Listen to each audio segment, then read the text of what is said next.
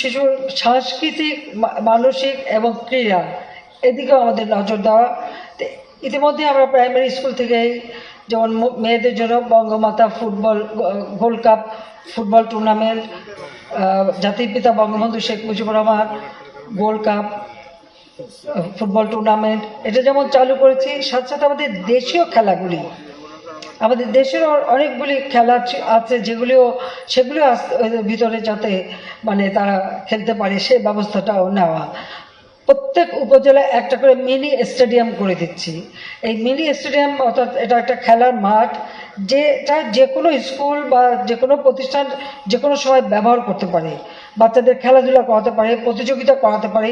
সেই উদ্দেশ্য নিয়ে কিন্তু প্রতি উপজেলায় একটা করে মিনি স্টেডিয়াম নির্মাণ, যেন 12 মাস বাচ্চারা খেলাধুলার ভিতরে থাকতে পারে এবং সেইভাবে ব্যবস্থা করা, সেটাও আমরা করে দিচ্ছি। ইতিমধ্যে প্রায় অনেক উপজেলা হয়ে গেছে, পর্যায়ক্রমিকভাবে সব উপজেলায় আমরা করে দেবো।